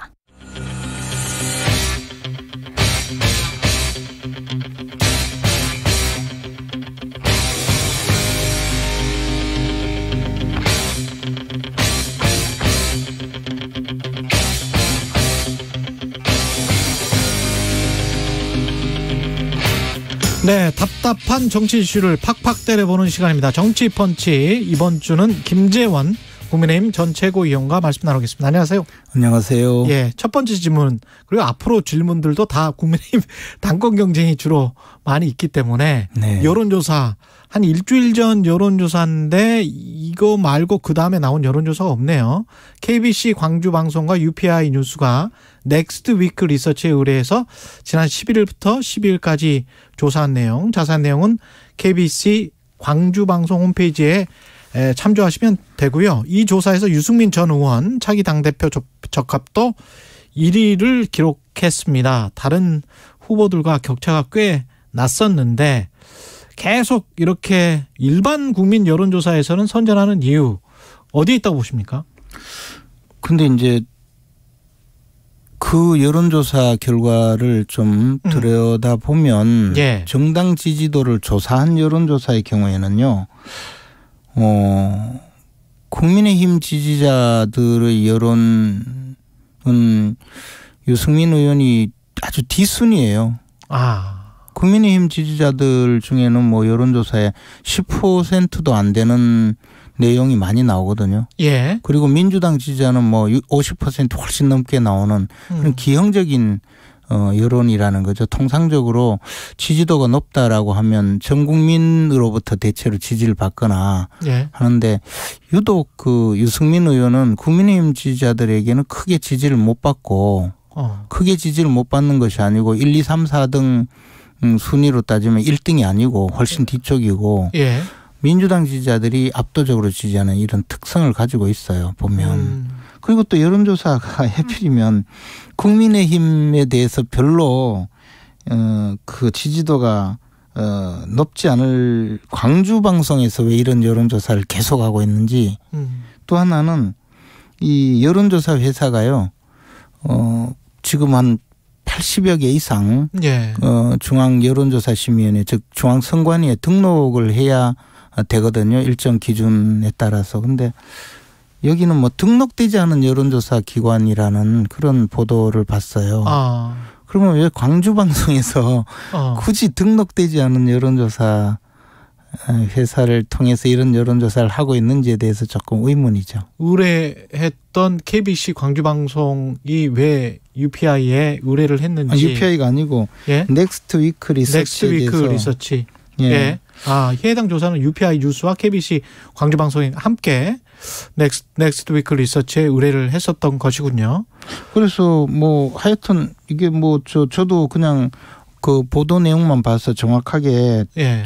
그 지금 여론조사 회사를 모두 뭐 살펴보진 않았지만 지금 현재 93개의 여론조사 회사가 중앙 여론조사 심의위원회 기준에 맞춰서 기준이 있거든요. 여론조사 회사라는 거는 뭐 적당한 직원도 있어야 되고 규모도 있어야 되고 실적도 있어야 되는데 그렇게 해서 93개의 여론조사 회사가 등록되어 있는데 왜 등록되지 않는 여론조사 회사에 광주방송에서 국민의힘 대표 여론조사를 하고 있는지 그것도 한 번도 아니고 여러 번. 이게 이제 또 여론조사를 하려면 돈도 좀 드는데 그 점에 대해서 첫째 의문이고요. 그렇다고 하더라도 이제 유승민 의원의 여론조사 결과를 보면 일반적으로 우리가 알고 있는 그런 여론조사 결과는 조금 다르기 때문에 그냥 국민의 지지를 많이 받고 있다. 유승민 의원이 민심의 지지를 많이 받고 있다. 당심은 좀 덜하더라도 민심은 내 편이다라고 할 때 조금 더 분석을 해봐야 된다는 거죠. 꼭 그런 건 아닌 것 같다. 그럴 수도 있다는 거죠. 그리고 특히 그거보다도 지난번에 당내에서 이제 우리 국회의원 선거든 대통령 선거든 또는 서울시장 선거든 이런 국민의 선택을 받는 경우에 당내 경선에서 여론조사를 반영할 때는 이제 역선택 방지 문항을 넣지 않고 그냥 일반 국민들로 하되 당내 경선에서 당내 투표를 할 때는 역선택 방지 문항을 넣는다는 원칙이 있었고요. 그래서 제가 선출되었던 지난번 바로 직전의 이준석 대표를 뽑았던 전당대회에서도 이 역선택 방지 문항을 넣었어요. 그리고 그것은 이어지는 것이 당연히 맞다고 생각하거든요. 그렇게 된다면 유승민 의원이 과연 1위를 하겠느냐 여론조사에서도 저는 지금 현재 나오는 여론조사로 보면 전혀 다른 결과가 나오거든요. 역선택 방지 조항을 놓고 국민의힘 지지자들 위주로 한다면 유승민 의원의 순위는 많이 떨어질 것이다. 지금 현재 그냥 여론조사에서도 30% 반영하는 여론조사에서도 지금 현재 나오는 여론조사를 보면 1등이 아니게 되죠. 그러면 누가 1위를 할 것 같습니까? 아니 이제 그것은 다시 봐야 되죠. 그러나 적어도 마치 유승민 전 의원이 여론조사에서 압도적인 1위다라고 보도하고 있는 것 자체가 지금 현재 국민의힘 경선 룰에 지금까지 해오던 경선 룰에 따르면 사실과는 조금 다른 결과가 나올 수 있는 것이고 당원들을 반영하면 거기는 조금 더 차이가 있을 수가 있겠죠. 유승민 전 의원이 말하는 이 당신만 너무 중요시하고 민심과 거리가 있는 당대표를 뽑으면 5년 내내 여소야대로 가고 윤석열 정부가 하고 싶은 것은 아무것도 못한다. 저는 첫째 이제 당신만 반영한다는 말 자체가 의미가 없는 이야기라고 생각하고요. 민심을 반영해라라고 해서 여론조사를 반영하는데 그것도 이제 국민의힘 지지자 그리고 무당파 지지정당 없다고 답한 분들을 합쳐서 반영하는 룰에 따르면 전혀 다른 결과가 나온다고 말씀드리는데 또 하나는 그렇게 해서 민주당 지지자들이 대거 지지하는 후보라는 것이 과연 어떤 의미일까를 생각해 봐야 되거든요. 예를 들어서 그냥 우리가 국민의 대표를 선출한다고 할 때는 민주당 지지자가 또 내가 저 사람 지지하니까 투표할 수도 있겠죠. 그러나 국민의힘 당대표를 뽑는데 민주당 지지자가 특정인을 지지한다면 그분이 과연 국민의힘을 잘 이끌 수 있어서 지지할 것인지 아니면 민주당에게 유리한 국면이 될 거라고 생각해서 그분을 지지할 것인지도 생각해 봐야 되잖아요. 민주당에 유리한 국면인지 아니면은 협치가 가능할 것 같은 당대표인지 이렇게 생각할 수도 있는 거 아닙니까? 근데 이제 지금 그렇게 생각한다고 보지는 않죠. 그리고 또 하나는 유승민 의원께서 윤석열 정부가 하고 싶은 것을 그러면 도와줄 것인가? 유승민 대표가 만약에 된다면 그것도 생각해 보면 사실 지난 대선 때도 전혀 유승민 의원이 대선 경선에서 패배하고 나서 대선 본선에서 특별히 도와준 기억은 없거든요. 그리고 지금도 예컨대 개돼지로 한다 이런 발언이 과연 본인 말대로 쓴소리라고 생각하는 국민이 과연 있을까? 쓴소리라는 것은 양약 고구 이어병, 충원여기 이어행 이런 고사에서 나온 말인데 듣기 싫은 말이라도 몸에 쓴 약이 입에 쓴 약이 몸에 이롭듯이 듣기 싫은 말이라도 본인의 행동에 도움되니까 예. 충고한다 이런 의미의 쓴소리인데 이건 뭐 그게 아니라 단순한 공격이 아닌가라고 생각하지 않을까요? 그러면 말하자면 지금 유승민 의원의 그 모습은 늙은 이준석 그런 의미 아닐까요? 그러니까 늙은 이준석이 다시 당대표가 되면 과연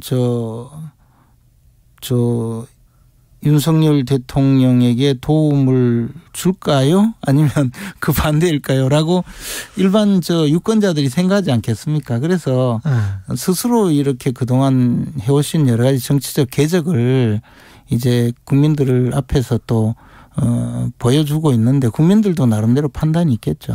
지금 판이 돌아가는 거 있지 않습니까? 어떤 판이라는 게 이제 앞으로의 당권 주자들 뭐 이런 것들 생각을 했었을 때 네. 방금 전에 이제 윤상현 의원 인터뷰를 했었거든요. 네. 근데 이제 정진석 비대위원장이 뭐 당협 그 공석이 자리 위원장 공모하고 네. 당무감사도 진행하면 네. 또 당협위원장 교체할 수도 있는 것이고 뭔가 네. 문제점이 나타나면 네. 그래서 한 60개 말고 더 많은 숫자가 바뀐다면 네.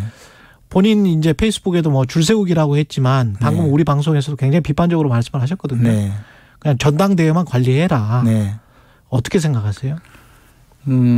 제가 뭐 윤상현 의원 발언에 뭐 지금 평하는 것은 아니고. 네. 근데 저도 이제 이준석 대표와 함께 당 지도부를 구성하면서 여러 가지 결정에 참여를 했는데 이게 이제 특히 이런 당협위원장 문제 이런 것을 너무 조심성 있게 다루지 않으면 굉장히 분란이 일어나거든요. 과거에 김병준 비대위 때나 뭐 그런 때도 그 당협위원장 문제를 굉장히 좀 불편하게 다룬 적이 있어요. 그래서 저는 뭐 이제 당협위원장 공석이 너무 많으니까 그것을 선정해서 다시 채우겠다 그런 것 자체를 반대하진 않지만 예. 비대위는 그래도 한시적인 조직이거든요. 그래서 당에 분란이 일어나게 하는 것은 좀 피하는 것이 맞다고 생각해요. 그리고 누가 정진석 비대위원장이 아니에요? 현재 비대위에서 현재 비대위에서 비대위는 한시적인 조직이기 때문에 그리고 예. 기본적으로 이제 전당대회를 열어서 민주적 정당성을 갖춘 당 대표와 최고위원들이 선출이 되어서 그 당 지도부가 그 당원들의 뜻을 좀 수렴해서 하는 것은 크게 분란이 일어날 가능성은 좀 적은데 아무래도 비대위에서 무슨 일을 하면 그것도 또 전당대회가 앞서 있기 때문에 당권 주자들이 있잖아요. 그분들이 다 나름대로 생각이 다르고 하기 때문에 조금 분란이 일어나지 않는 방향으로 좀 하면 좋지 않을까 생각을 하고요. 사실 이준석 대표 시절에도 그 당협위원장을 공모해서 그 선정하는 과정에 많은 문제가 있었어요. 그래서 마지막 그 16명의 그 당협위원장은 그 선출하는 과정을 거쳤음에도 결국 임명을 못 했잖아요.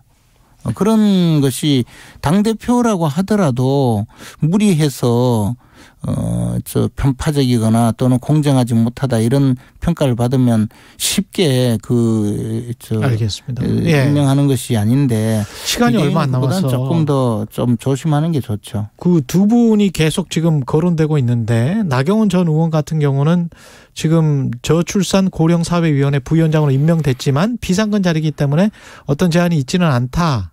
이거는 출마 가능하다. 당대표 출마 가능하다. 어떻게 보세요? 저는 이제 임명되기 하루 전날 만났었거든요. 야. 만나서 이야기를 들어봤고 본인도 뭐 당권에 도전하겠다는 의사를 포기한 것은 전혀 아니에요. 아, 그렇군요. 그리고 가능성은 있다고 보죠. 다만 지금 현재는 새로운 자리를 맡았기 때문에 뭐 내일 당장 전당대회가 열린다면 그건 좀 어렵겠지만 여러 가지 또 상황을 봐서 또 본인이 필요로 한다면 그때 가서는 생각을 할 수 있겠죠. 권영세 유력론에 관해서는 어떻게 생각하십니까? 조금 그러면 이제 약간의 그 시간이 필요하겠죠. 장관에서 물러나서 도전해야 되지 않을까요? 그럼 전당대회 시기가 3월 이후가 돼야 되나요? 그래서 이제 권영세 장관이 도전한다면 아무래도 좀 시간이 필요하지 않을까 그런 생각이 있죠. 그런 생각이시라면 나경원, 권영세 두 분 다 시간이 필요한 상황이네. 지금 상황은. 당내 계신 분들은 상관없고. 그래서 전당대회를 늦추겠다는 이야기가 있는 것인지는 몰라도. 아니, 계속 그런 이야기가 나오니까. 예, 그러나, 예. 이미 전당대회 국면으로 접어들었기 때문에, 하여튼 공정하게, 그리고 무리 없이 이 비대위가, 그 전당대회를 치르는 것이 당에 여러모로 도움이 될 거라고 생각합니다. 가장 적절한 시기는 그러면 언제라고 보십니까? 아니 이미 공언을 했었잖아요. 정진석 그 비대위원장이 정기국회가 끝나면 전당대회를 하겠다라고 하셨기 때문에 그러면 얼마 안 남았는데 그런 방식으로 진행하는 것이 저는 당에 부담을 줄이고 대통령께도 부담을 줄인다고 생각합니다. 이제까지 김재원 전 국민의힘 최고위원이었습니다. 고맙습니다. 고맙습니다. 이 시각 출근길 교통정보입니다. 지금 서울 시내에서는 강변북로 구리방면으로 행주대교에서 반포대교까지 몰림풀림 반복하고 1시간 정도 소요되겠습니다. 또 동부간선도로 성수분기점까지는 도봉 지하차도 중간부에서 성수분기점 쪽으로 어렵고요. 고속도로에서는 경부고속도로 부산 방면 남이분기점 부근에서 사고를 처리하고 있어서 3km 여파받고 있습니다. 이전에는 함남에서 서초까지 또 신갈분기점에서 수원 나들목 5km 밀리고 다시 기흥 휴게소 부근에서 주춤합니다. 평택 제천고속도로 평택 쪽으로는 서평택 분기점 부근 3, 4차로에 걸쳐서 화물차 관련 사고를 처리하고 있습니다. 차선 변경 잘하시기 바랍니다. KBS 교통정보센터에서 김한나였습니다.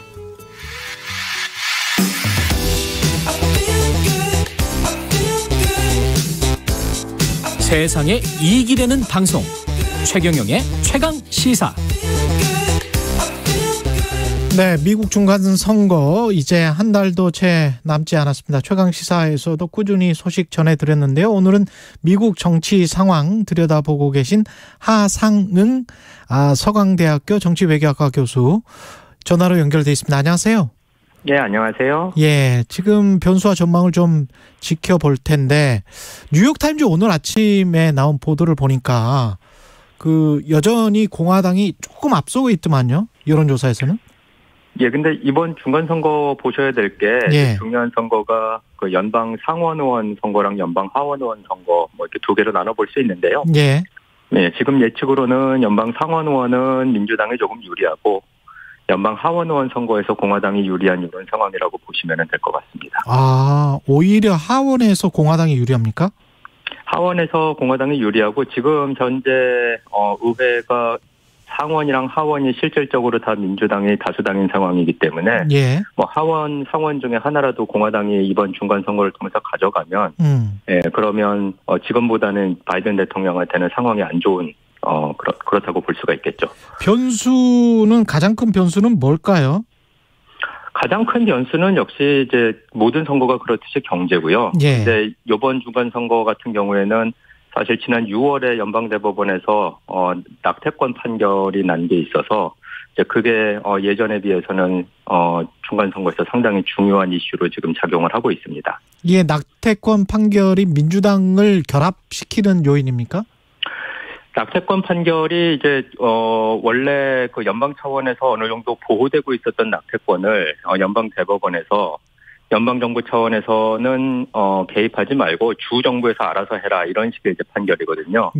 그래서 이제 일부 주는 큰 문제가 없습니다. 왜냐하면 이제 낙태권을 보장을 해주는 주들 같은 경우에 문제가 없는데 그러니까 낙태권을 제한하려는 주법들을 만드는 주들에서는 아무래도 이번 선거에서 그 낙태권 문제가 중요한 현안으로 작용을 하고 당연히 이제 그 낙태권을 제한하려고 법을 만드는 주 그리고 법을 만든 주에서는 민주당 후보들이 그 낙태권을 상당히 중요한 현안으로 지금 제시를 하면서 선거에 임하고 있습니다.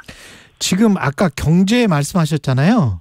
네. 경제 중에서 인플레이션이 가장 큰 문제라고 지금 미국 유권자들은 생각을 하는 것이겠죠? 아무래도 그런 것이 이제 한동안 뭐 인플레이션이 좀 잡힐 것이다라는 이야기가 있었는데 며칠 전 생각보다 인플레이션이 여전히 심각하다라는 그런 이제 통계 결과가 나와서 사실 그 점에 있어서 정치인들이 그리고 후보들이 좀 더 신경을 쓰는 그런 모양을 보이는 것 같습니다. 그러면 바이든 대통령이 그 사우디의 석유 감산 결정을 한 달 정도 미뤄달라라고 부탁했던 것도 어떤 이런 중간 선거의 연장선상의 정치적인 행보라고 봐야 되겠습니까? 어떻게 생각하세요? 예, 뭐 미국 선거는 우리랑 달리 특별하게 선거운동 기간이라는 게 법적으로 정해져 있지 않거든요. 예. 그렇기 때문에 뭐 어떤 선거건 뭐 선거를 한 몇 달 앞두고 유력 정치인들이 어떤 행보를 보인다 그러면 그건 모두 다 선거와 연관되어 있다고 보시면 되겠습니다. 예. 예. 그래서 이번에 사우디에 가서 감산 결정을 한 것도 뭐 본인들은 이제 선거랑 상관없는 일이라고 하겠지만, 예. 그 선거에 영향을 미쳤으면 좋겠다는 그런 기대를 안 하고 한 건 아니라고 생각을 합니다. 예. 지금 말씀하신 대로 경제가 가장 큰 변수라고 하면 오늘 아침에 뉴욕타임즈에 나온 보도를 보면 경제가 가장 큰 변수라고 응답한 사람들이 44%로 지난번에 36%에 비해서 크게 증가를 했고 그중에서 2대1로 3사람 중 2사람은 공화당을 선호하는 것으로 나타났거든요. 이렇게 되면 이런 상황이 계속되면 될수록 바이든 민주당에게는 조금 불리한 거 아닙니까? 근데 이제 그 점은 잘 보셔야 되는 게 이게 여론조사의 맹점인데요. 예. 보면 이제 집권당 정치인이 자기가 지지하는 정당 소속이 아니면은 그러면은 객관적인 경제 상황이 변화가 없어도 주관적으로 지금 경제가 안 좋구나 이렇게 대답을 하는 게 여론조사의 맹점입니다. 그렇습니다. 그래서 예, 그렇기 때문에 사실 지금 뭐 경제 문제가 심각하고 그리고 경제 문제를 먼저 시급하게 해결해야 된다라고 생각하는 유권자들의 대부분은 공화당일 수밖에 없는 게 지금 대통령이 바이든이고 의회의 다수당이 민주당이기 때문에 그런 것이고 만약에 뭐 어느 날 갑자기 공화당이 다수당이 되면은 그러면 이제 경제가 심각하다라고 생각했던 공화당원들이 경제가 괜찮구나라고 그렇게 응답을 하는 경우가 일반적입니다. 실제로도 그렇게 거꾸로 해보니까 그런 여론조사가 또 있더라고요. 지금 말씀하신 대로 교수님 말씀하신 대로. 근데 역대 중간 선거에서 집권 여당이 대부분은 좀 패한 경우가 많았죠. 그렇죠. 이제 중간 선거는 사실 이제 그 대통령의 중간 평가 뭐 이런 형식을 띠고 있기 때문에 뭐 가장 최근에 그 2002년에 아들 부시 대통령 시절에 공화당이 중간 선거에서 승리한 적이 있는데요. 그것도 사실 그 바로 전해인 그 2001년에 9.11이라는 이제 엄청난 사건이 있었기 때문에 이제 그 여파로 벌어진 사건이라고 보시면 되고 일반적으로는 대통령이 소속된 정당이 중간 선거에서는 지는데 얼마나 크게 지느냐, 얼마나 크지 않게 지느냐 이제 이게 관건이라고 보시면 될 것 같습니다. 지난번에 트럼프 대통령 1월 6일 행적 관련해서 사실 상당히 반민주주의적인 행태가 조금씩 드러나고 있잖아요. 이게 혹시 나중에 이제 법무부 조사로 확정이 되는 시기가 언제일지는 모르겠습니다만 좌우지간 그런 뉴스가 계속 많이 나오면 어떻게 생각하세요? 공화당에 유리합니까? 예, 그거는 사실은 이제 그 순기능과 역기능이 있을 것 같은데요. 예. 사실 지금 뭐 갈라질 대로 갈라진 상황이기 때문에 다른 나라와 마찬가지로 미국도 그래서 만약에 트럼프 전 대통령을 기소하는 상황까지 가게 되면은 그러면 이게 범죄 행위를 했구나라고 사람들이 객관적으로 받아들이는 사람들도 있겠지만은 사실 뭐 또 트럼프 전 대통령에 대한 지나친 탄압이라고 생각해서 오히려 그쪽에서 결집을 이제 일으킬 가능성도 배제를 못 하거든요. 예. 그렇기 때문에 사실 정확하게 어떤 식으로 이제 법무부가 행동을 할지는 모르겠으나 기소를 할지 말지에 대한 고민은 좀 깊게 하고 있는 것 같습니다. 이번 중간선거 성적표가 미국 내에서 또 어떤 의미를 가지고 세계적으로도 어떤 의미를 가질지 참 궁금한데요. 미국 국내 상황은 어떻습니까? 어떤 의미를 가지게 될까요? 우선은 이제 이번 중간선거에서 민주당이 선전한다면, 그러니까 이긴다는 게 아니라 뭐 생각보다는 잘했네라는 정도면은 그럼 사실 그 바이든 대통령이 고령에도 불구하고 2024년에 다시 대통령으로 출마할 가능성이 높아지게 되는 거고요. 그리고 이제 예상보다 훨씬 민주당이 크게 패배를 한다면은 이제 민주당 내에서 2024년에 다른 대통령 후보를 찾기 시작을 할 것 같습니다. 예. 네, 그리고 이제 마찬가지로 이제 공화당에서 지금 중간 선거 나온 상당수의 후보들이 트럼프 전 대통령의 공식 지지를 받고 있는데, 네, 트럼프 대통령의 공식 지지를 등에 업은 후보들이 기대 이상으로 선전을 한다면.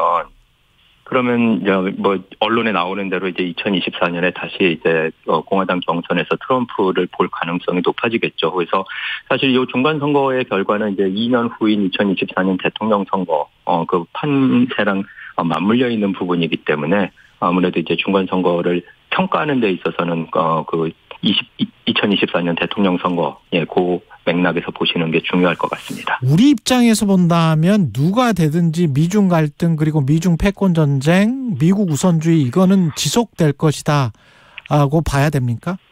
그렇게 볼 수밖에 없는 게 사실 뭐 미국 대통령이고 미국 의회 의원들이고 뭐 일반인과 똑같이 24시간 365일을 사는 사람들이기 때문에 우선순위를 정하거든요. 그렇죠. 예. 지금 미국 국내 상황이 안 좋은 게 너무 많기 때문에 뭐 경제 문제도 있고 뭐 이제 항상 문제가 될 그 소지가 있는 이민 문제, 인종 문제, 뭐 교육 관련된 문제 이런 국내적인 문제들이 산적해 있는 상황에서 게다가 대외적으로는 우크라이나 전쟁이 진행 중이기 때문에 사실 대중국 정책이라든가 뭐 대한반도 정책이라든가 이런 것들은 어떤 의미에서는 좀 우선순위에서 밀려 있을 가능성이 높기 때문에 현상 유지, 정책의 현상 유지가 좀 기조가 되지 않을까 이렇게 조심스럽게 생각을 해봅니다. 그러면 이 중간 선거가 끝나고 우크라이나 전쟁에 관련된 G7의 어떤 지금 계속 무조건 지원을 하겠다 이거잖아요. 이 기조가 바뀔 가능성은 혹시 있나요?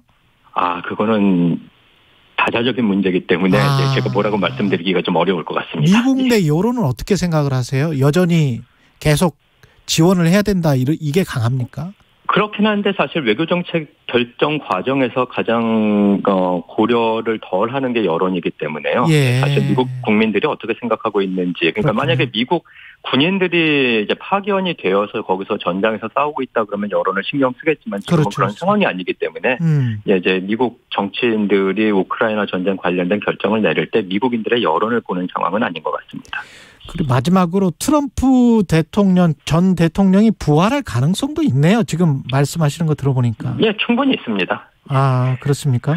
그 트럼프가 지원하는 그 후보들이 지금 잘 나가고 있는 거는 맞죠? 근데 이제 그것도 이면을 좀 들여다보셔야 되는 게 이제 트럼프 전 대통령이 이길 것 같은 후보만 지지를 했을 수도 있거든요. 그렇기 때문에 이제 그 선후 관계, 그러니까 어느 게 원인이고 어느 게 결과인지는 좀 알 수 없으나 그러니까 결과적으로 선거 끝나고 나서 11월 8일 이후에 트럼프가 나를 지지했다라는 이야기를 하고 다녔던 후보들이 많이 승리를 거둔다면 아무래도 그건 뭐 트럼프한테 불리한 건 아니죠. 아주 유리한 상황이 되는 거죠. 하상응 서강대학교 정치외교학과 교수였습니다. 고맙습니다, 교수님. 네, 고맙습니다. 10월 18일 화요일 KBS 1라디오 최경영의 최강시사였습니다. 고맙습니다.